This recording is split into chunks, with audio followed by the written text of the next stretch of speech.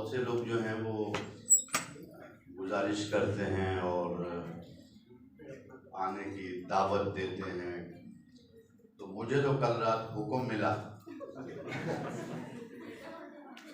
पहले तारिक हाशमी साहब की तरफ से। वैसे तो वो मेरे शागिर्द हैं, लेकिन ऐसे शागिर्द हैं जो हुक्म दे सकते हैं, तो उन्होंने हुक्म दिया कि नहीं आप तो ज़रूर आइए। आईकुल कश्मीर साहब भी इत्तफाक से मेरे शागिर्द हैं, तो सफ़र इनके साथ गुजर जाए, कुछ इनका वक्त हो जाए, मैं भी मिलना चाह रहा था। फिर मैं जब भी आया, फैसलाबाद वाले लोग बहुत मोहब्बत करते हैं। पिछले साल मैं रिफा आया, उससे पहले आपकी यूनिवर्सिटी आया। अब मौजू के अलावा ना मोहतरम सईद साहब ने कुछ अहकाम दिए, तो ये कि आप जापान के बारे में, उसके कल्चर के बारे में कुछ गुफ्तगू करें, और एक ये कि अपने कुछ शेर सुनाएं। तो मैंने कहा आप जो अहकाम देते रहेंगे मैं उस पर अमल करता रहूँगा।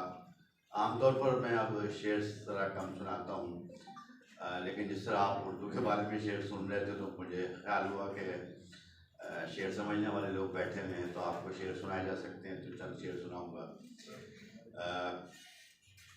उर्दू की तहज़ीब के हवाले से बात हुआ, तो अज़ीज़ तलबा व तालिबात और असातिज़ा कराम, सबसे बड़ी बात ये, अभी मैं दूसरी यूनिवर्सिटी में भी बात कर रहा था कि हम अपनी बात कर रहा हूँ कि हम अपनी नई नस्ल को आज तक ये नहीं बता सके कि तहज़ीब क्या होती है, सकाफ़त होती क्या चीज़ है, किसे कहते हैं तहज़ीब। हमने सिर्फ इन लफ्ज़ों को किताबों में पढ़ा और अपने तनक़ीदी मज़ामीन में इस्तेमाल किया। शायद ही कोई मकाला ऐसा हो जिसमें ये लफ्ज़ इस्तेमाल ना हुए हों, तहज़ीब और सकाफ़त और समाजी शऊर। लेकिन अगर आप पूछे किसी से कि ये होता क्या है, समाजी शऊर हम में कितना है, तहज़ीब, सिविलाइजेशन, हड़प्पा बड़ी तहज़ीब थी, मुगल बहुत बड़ी तहज़ीब थी।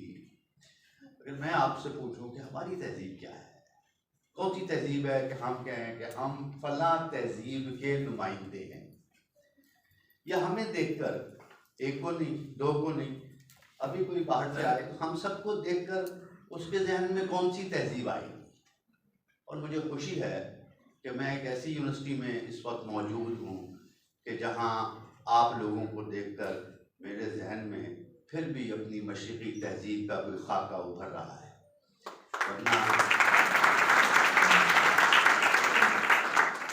वरना कई मरतबा तो किसी ऐसी जगह पाकिस्तान में बात करना पड़ती है जहाँ मुझे नहीं पता चलता कि जो मेरे बच्चे बैठे हुए हैं ये कौन सी तहज़ीब को अपने सीनों से लगाए रखा हुआ है इन्होंने। तो पहली बात तो ये है कि ये जो आप लिखते हैं तहज़ीब और समाज और समाजी शऊर और सकाफ़त, ये अपने जहन में रासिख कीजिए कि ये क्या चीज़ है। कोई काम ऐसे हों कि लोग देखकर कहें कि ये पाकिस्तानी है। माफ़ कीजिए, आप बहुत अच्छे लोग हैं कि आपको ये सुनकर हंसी नहीं आई, वरना अब लोग ये जुमला सुनकर हंसते हैं कि कोई ऐसा काम कीजिए कि लोग कहें कि ये पाकिस्तानी कौम का है। लेकिन मैं कई मुल्कों में रहा हूँ, इतनी बुरी कौम हमारी नहीं है जितना हमने खुद इसको मशहूर कर दिया है। एक और बात बहुत अजीब जो मुझे महसूस हुई कि हम अपने मुल्क में जितने ख़राब हैं, दूसरे मुल्कों में हम इतने ख़राब नहीं हैं। जापान के लोग वो कौम जिसकी बहुत ज़्यादा इज्जत करते हैं, वो पाकिस्तानी कौम। और चलें, आप कौन सा गैर मुल्की लोग हैं कि मैं कोई बहुत ज़्यादा एहतियात करूँ बोलने में। मुझे खुद बहुत से लोग वहाँ जाकर अंदाज़ा हुआ कि यार ये तो पाकिस्तानी नहीं लग रहे, यानी उनका अंदाज़ा ही नहीं होता कि ये लोग पाकिस्तान के हैं, ये पाकिस्तानी कौम से हैं।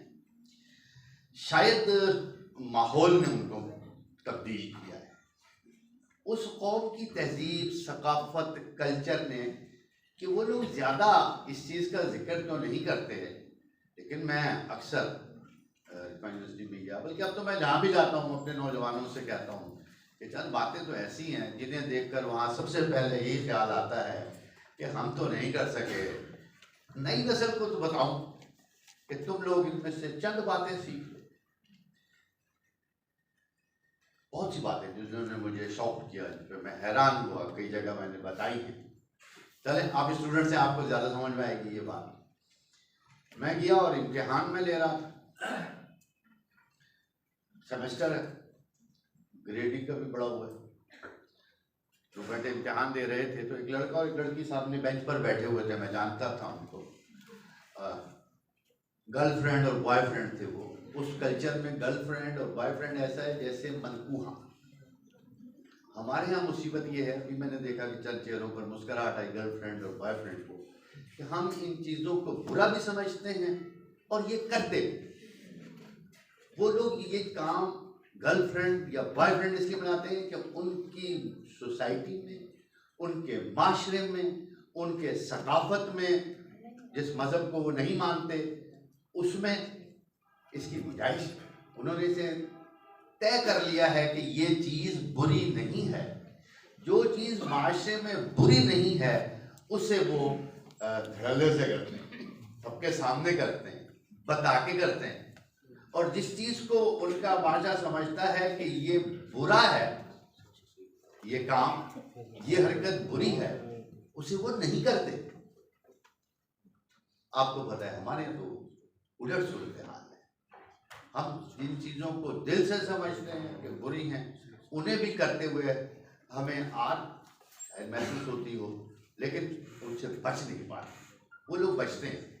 तो मैं तो ये बता रहा था कि वो दोनों गर्लफ्रेंड बॉयफ्रेंड भी साथ साथ बैठे थे। मैंने जब पेपर चेक किया तो मैंने देखा कि उन दोनों ने एक दूसरे की नकल नहीं की। यानी जो खाने जैसे बनाए हुए हैं, जो लड़की का खाना उसने पुर किया है, लड़के का अगर खाली है उसे नहीं आता, उसने खाली छोड़ा।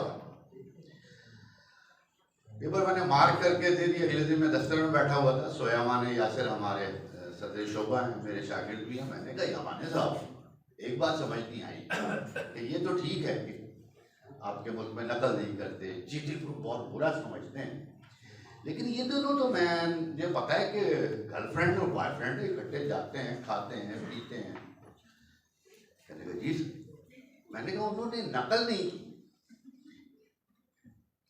हमारे यहाँ तो जान दे देता है आदमी इस रिश्ते के ऊपर, एक बच्चे की क्या बात है।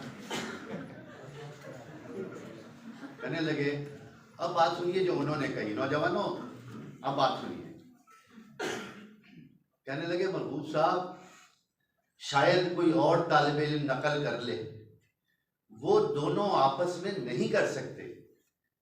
अगर वो लड़का एक भी लफ्ज देखकर लिख लेगा तो इनकी दोस्ती अभी खत्म हो जाएगी कि जो शख्स एक नंबर के लिए चीटिंग कर रहा है वो जिंदगी में मेरे साथ क्या करेगा।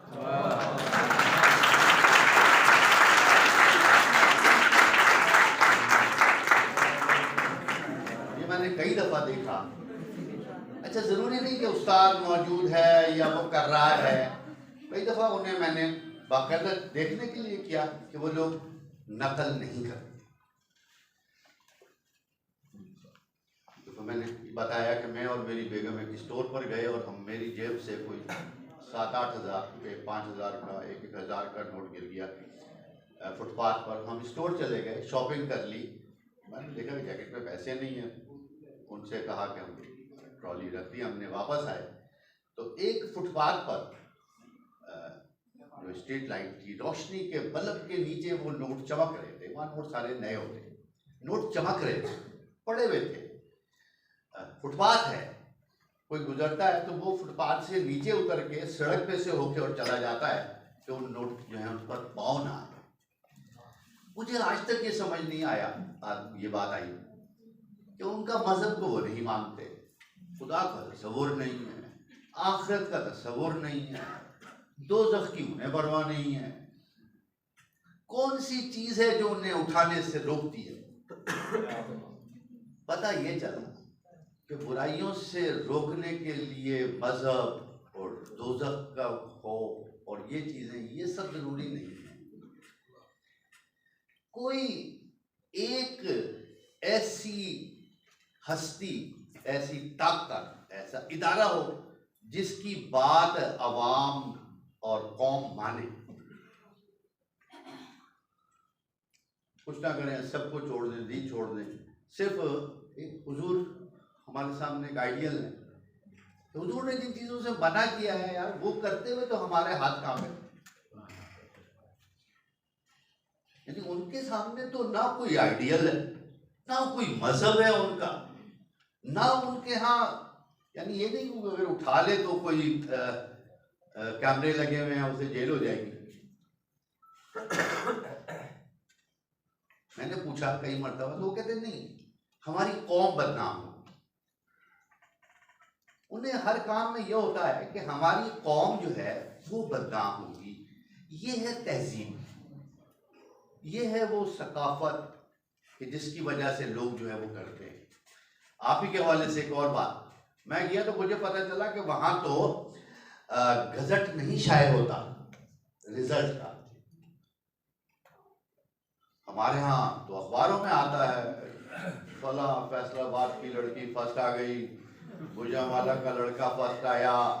हम एक दूसरे को फ़ोन कर करके पूछ रहे होते हैं। फिर उसके बाद हमारी नस्ल के लोग भी कि मेरे बेटे के कितने नंबर आए, आपके बेटे के कितने आए हैं। उनके यहाँ वो नंबर किसी को नहीं बताते। हम लोग उनके पर्चे देखते हैं, तालिब इल्म का ईमेल एड्रेस हमारे पास होता है, उसके बॉक्स में भेज देते हैं। सिर्फ उसको पता है कि मेरे कितने नंबर हैं, वो चाहे तो बता दे, चाहे तो ना बता दे। क्योंकि ये क्या है, हमारे यहाँ तो ये है। उन्होंने कहा नहीं, हमारे तालिब इल्म तो किसी दूसरे को शर्मिंदा नहीं देख सकते।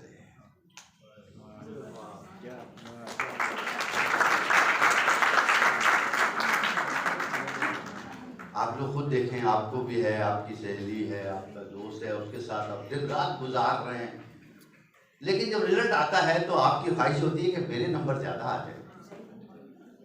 चाहे आप उसके लिए जान देने के लिए तैयार हैं, लेकिन ख्वाहिश होती है कि नंबर मेरे ज़्यादा आ जाए। पता नहीं किस तरह उन्होंने अपनी कौम के दिल में से ये चीज़ निकाल दी। मुकाबला वो सारी दुनिया से कर रहे हैं, लेकिन ये जीतने के लिए तो खेलते हैं, हराने के लिए नहीं खेलते।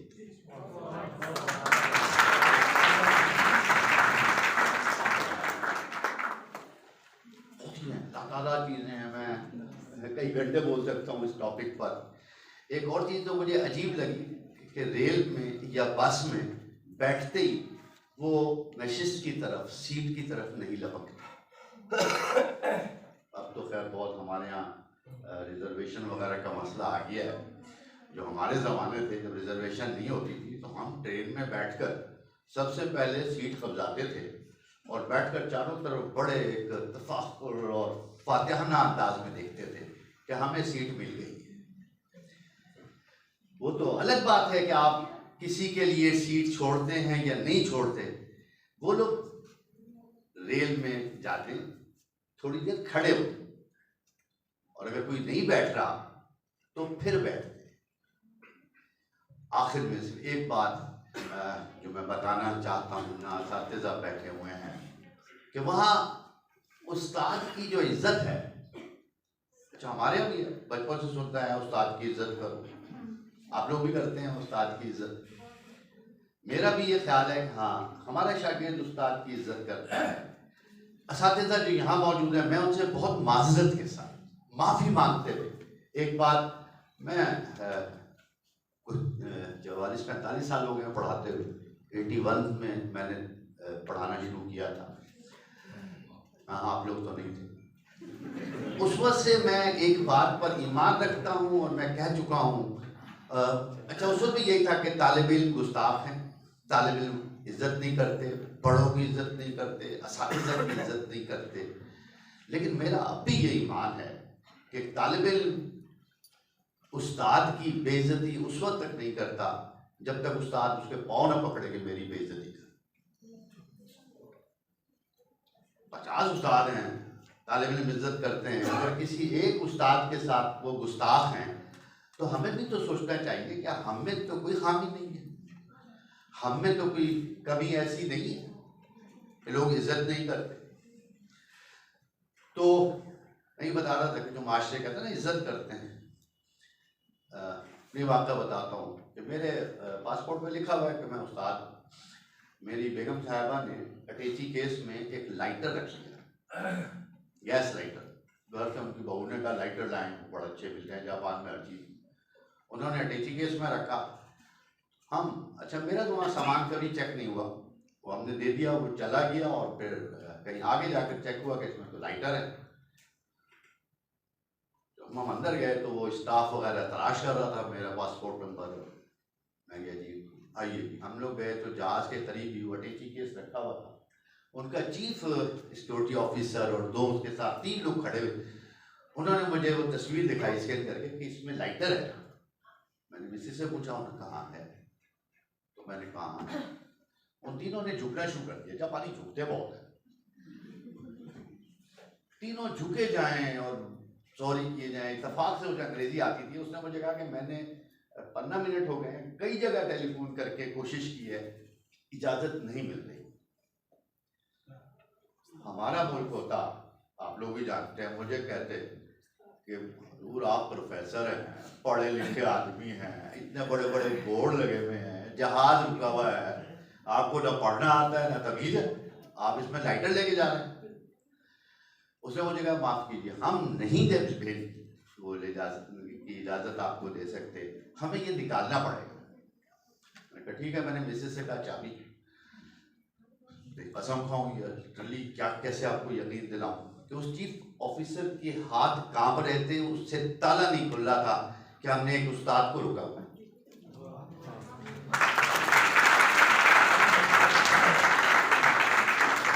मैंने ताला खोला, वो लाइटर निकाला, उनसे माजरत की और हमारी ये इज्जत ये नहीं कि उनकी किताबों में लिखा हुआ है उस उस्ताद की इज्जत करो यार, उनके खून में शामिल है।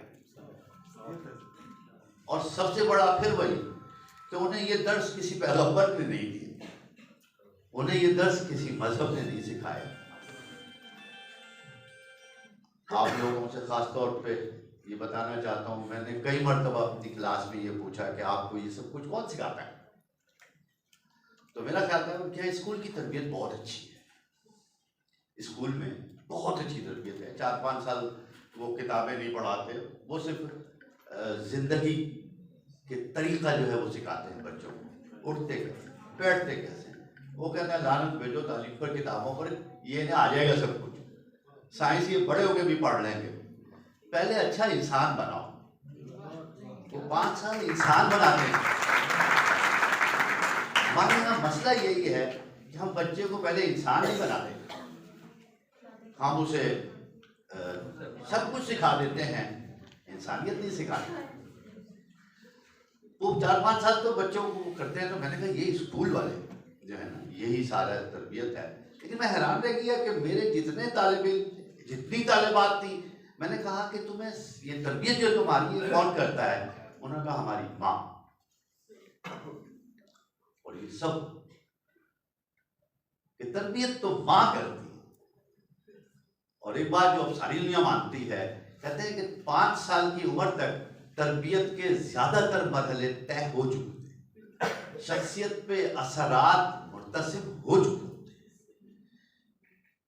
माँ जो कहती है, माँ जो करती है, औलाद उसको मानती है, क्योंकि माँ जो कुछ कहती है वो मोहब्बत से कहती है। माफ कीजिए, यानी कि बाप जो है वो कोई बहुत ही जलाद होता है, लेकिन माँ जैसी मोहब्बत बाप नहीं कर सकता। और औलाद को भी ये पता है कि जितनी मोहब्बत हमारी माँ करती है, वैसे बेटियां बाप से ज्यादा लगाव रखती हैं और बाप से मोहब्बत करती है, ये कि नहीं करती, लेकिन जो असरात हैं शौरी तौर पर वो माँ के ज्यादा। इसीलिए कहा गया कि खुदा जो है वो अपने बंदे से माँ से भी 70 गुना ज्यादा मोहब्बत करता है। तो यहाँ जो मेरी बेटियां बैठी हैं, हम बैठे हैं, उनसे यार ये आप लोगों की जिम्मेदारी है। हम तो अपनी उम्र गुजार चुके, अगली नस्ल जो है उसे आप लोगों ने बनाना है। जरूरी नहीं कि दोज़खी का डर हो कि आप लोग जन्नत में नहीं जाओगे, दोज़ख में जलोगे, फरिश्ते कोड़े मारेंगे, नहीं। सिर्फ ये कि ये चीज बुरी है, ये चीज अच्छी है। हमें इस्लाम ने भी सिखाया था, माशरा जो है उसमें 2 चीजें उनको बता दो कि ये बुरी चीज है, ये अच्छी चीज है। अच्छी चीज करें, बुरी को छोड़ दें। और एक ये आपकी एक कौम है, हम एक कौम है, हम जो कुछ करते हैं लोग वो नाम लेते हैं, आपको नहीं पता। मैं जब वहां गया तो मुझे जाते ही पता चला बॉर्डर से के बाद कि मैं जो कुछ करता हूँ किसी को नहीं पता मरहूम साहब कौन है, ये हमारे जो यहाँ तालिब इल्म है या आप लोगों के सामने नाम है। वहां तो एकदम पाकिस्तानी उस्ताद ने ये किया है, पाकिस्तानी ने ये किया है, ये है शनाख्त। और जब कोई भी उर्दू बोलता है तो लोग समझ जाते हैं कि ये शख्स पाकिस्तानी है। तहजीबी शनाख्त का तकाजा क्या है कि अगर आप उर्दू बोलते हैं तो फिर आप कोई ऐसा काम ना करें कि लोग उर्दू बोलने वालों को बुरा करें, लोग आपकी कौम को बुरा करें। आपकी तहजीबी शनाख्त ये होनी चाहिए।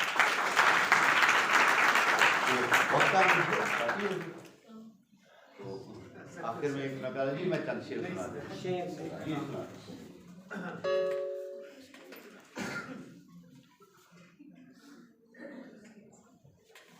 जो कोई बात न माने वजाहतों के बगैर, ये तो फरमाइश भी आ गई, तो पहले जो शुरू कर दिए जी जी। जो कोई बात न माने वजाहतों के बगैर खुतूत भेज रहा है इबारतों के बगैर। ये रहने ज्यादा टाइम हो जाएगा, वो एक गजल और सुना। जो कोई बात न माने वजाहतों के बगैर खुतूत भेज रहा है इबारतों के बगैर, गवाह मेरे ही हक में बयान देते मगर, गवाह मेरे ही हक में बयान देते मगर, लिखा है फैसला उसने शहादतों के बगैर। क्या कहने, गवाह मेरे ही हक में बयान देते मगर, लिखा है फैसला उसने शहादतों के बगैर। है मेरा शहर तिलिस्मे तजाद का मजहर, है मेरा शहर तिलिस्मे तजाद का मजहर, हुजूम दीदा वरा है बसारतों के बगैर। है मेरा शहर तिलिस्मे तजाद का मजहर, हुजूम दीदा वरा है बसारतों के बगैर। वो सर्द मेहरी से आके मिला तो ऐसे लगा, बच्चों मेहर सूरज को भी कहते हैं। वो सर्द मेहरी से आके मिला तो ऐसे लगा कि जैसे कोहर में सूरज तमाज़तों के बगैर। वो सर्द मेहरी से आके मिला तो ऐसे लगा कि जैसे कोहर में सूरज तमाज़तों के बगैर। तो इनके चेहरे पे नूरे सफ़र तलाश न कर, तो इनके चेहरे पे नूरे सफ़र तलाश न कर, इन्होंने पाई है मंजिल मसाफतों के बगैर। तो इनके चेहरे पे नूरे सफ़र तलाश न कर, इन्होंने पाई है मंजिल मसाफतों के बगैर। बगैर उसके जो गुजरी है उम्र ए ताहिर, बगैर उसके जो गुजरी है उम्र ए ताहिर, हरम में रात कटी है इबादतों के बगैर। बगैर उसके जो गुजरी है उम्र ए ताहिर, हरम में रात कटी है इबादतों के बगैर।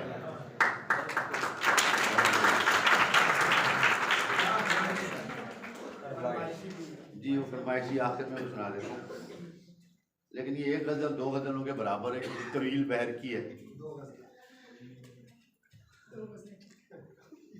तितलियों के मौसम में नोचना गुलाबों का, रीत इस नगर की है और जाने कब से है।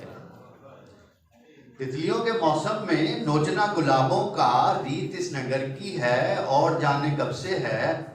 देखकर परिंदों को बांधना निशानों का, रीत इस नगर की है और जाने कब से है।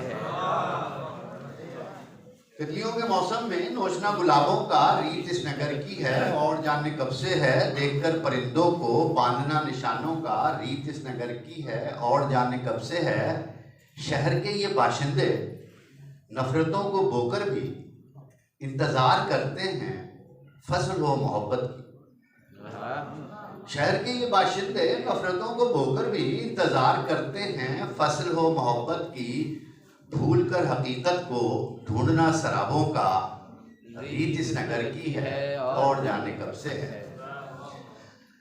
तुम अभी नए हो ना इसलिए परेशान हो, तुम अभी नए हो ना इसलिए परेशान हो, आसमान की जानिब इस तरह से मत देखो। तुम अभी नए हो ना इसलिए परेशान हो, आसमान की जानिब इस तरह से मत देखो। आफतें जब आनी हो टूटना सितारों का रीत इस नगर की है, और जाने कब से है। तुम अभी नए हो ना इसलिए परेशान हो, आसमान की जानिब इस तरह से मत देखो। आफतें जब आनी हो टूटना सितारों का रीत इस नगर की है, और जाने कब से है। अजनबी फजाओं में अजनबी मुसाफिर से अपने हर ताल्लुक को दायमी समझ लेना। अजनबी फजाओं में अजनबी मुसाफिर से अपने हर ताल्लुक को दायमी समझ लेना, और जब बिछड़ जाना मांगना दुआओं का रीत इस नगर की है, अजनबी फजाओं में अजनबी मुसाफिर से अपने हर ताल्लुक को दायमी समझ लेना, और जब बिछड़ जाना मांगना दुआओं का रीत इस नगर की है, और जाने कब से है। आखिरी शेर है कि खामशी मेरा शेवा गुफ्तगू हुनर उसका, खामशी मेरा शेवा गुफ्तगू हुनर उसका, मेरी बेगुनाही को लोग कैसे मानेंगे।